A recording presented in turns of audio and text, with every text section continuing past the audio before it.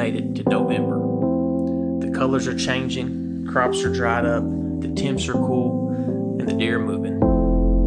Plus, there's still some excitement in the air since Dad tagged out on a 200-inch giant just back in October, and I'm hoping to build off that momentum. In this episode, you'll come along with me on an early November hanging hunt after a 6.5-year-old stud we call the Tall 8.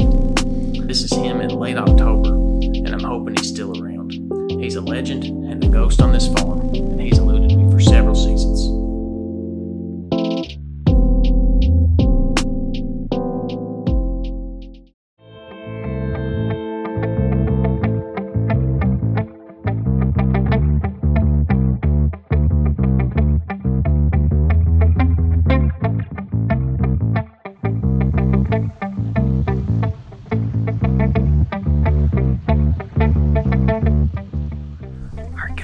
Just got set up. Tuesday, November 8th. I'm getting pretty aggressive. There's a big, heavy used scrape up here, community scrape. And I've got the Boss Buck Decoy out here this evening. So I'm hoping I can maybe do some calling sequences close to dark. Get him to at least check out the area, maybe see the decoy, maybe come in ready for a fight. I'm just going to be praying that he's in one of my shooting lanes. I haven't been able to trim anything up here. It's kind of a random idea in the last few days to set up like this. It's fun to try something different. I'm going to sit in here and see if I can hang out till closer to dark and maybe see something. Tall 8 is still out there. We'll let you know what happens.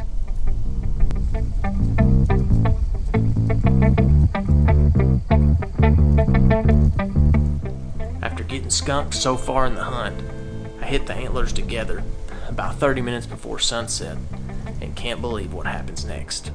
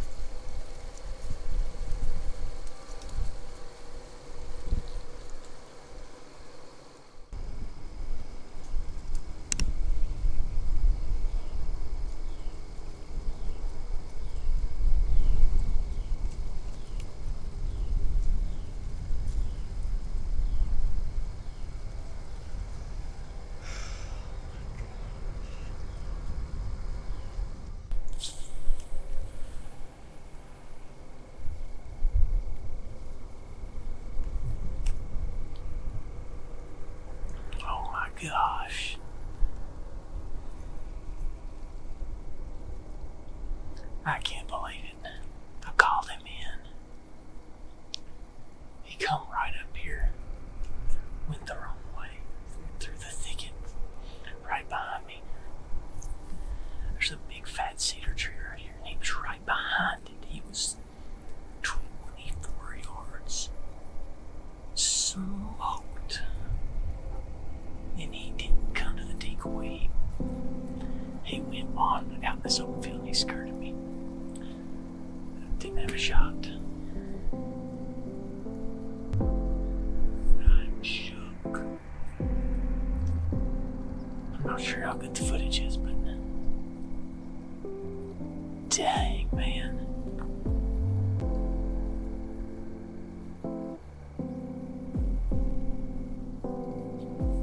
Close.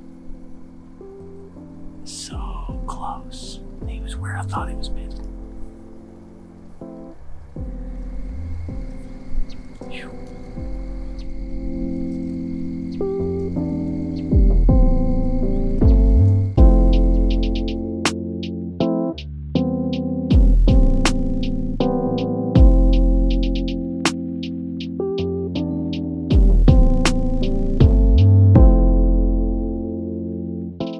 Well, that close call with the tall 8 is the highlight of November for me.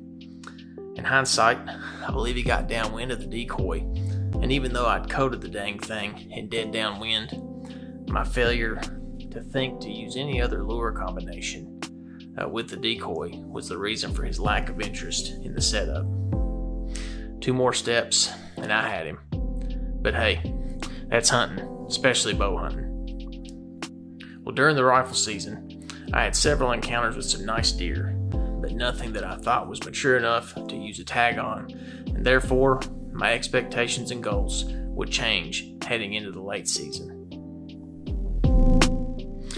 Cody Jarrett did have some success though in the rifle season, so after one of the gun hunts, I catch up with Cody on my way home to film a recovery interview with a great buck he's been hunting for a long time.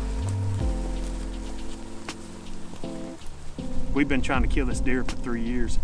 I've got him on camera as a 3-year-old, we think. He could have been older then, but we think he was probably a 3-year-old then. That was in 2019. So we've been trying to kill him ever since then. And he actually walked under me in 2020 as a 4-year-old at like 12 yards when I was bow hunting, but I'd already shot a buck. This deer usually started showing up on the farm in like December, middle of December. So I'd already usually tagged out by the time he showed up. But this year, for whatever reason, he showed up at the beginning of October, and we had some daylight pictures of him. So I was pretty hopeful that one of us would kill him. Rifle season rolled around, and Cameron and his cousin was hunting the farm that we usually hunt this buck at, so I was kind of jumping around at other places that we hadn't hunted as much during archery season, trying to shoot a buck off one of those properties.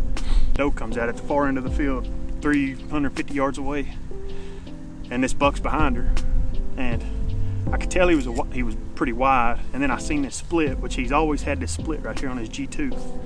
And I texted Cameron at, I think it was 4:59. I texted him and said the G2 buck's in front of me. He ended up dropping off in the woods and I couldn't see him, so I started getting a little nervous. I was like, crap, there was my chance. I could have shot him at 250 yards and probably made a good shot. He ends up stepping back out, so I went ahead and shot. He was kind of quartered to me, and he kind of humped up, and I thought I hit him good. And he ran down, he kind of ran toward me, so he ended up being like 190 or 200 yards, and he just stopped in the fence row, like facing straight at me. So I just aimed at the base of his neck and shot. He just went face first into the dirt. I dropped him in his tracks.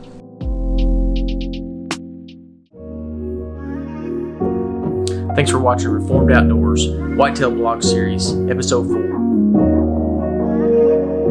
If you enjoyed this video, be sure to like it, subscribe to the channel to keep up with future content. Thanks for watching.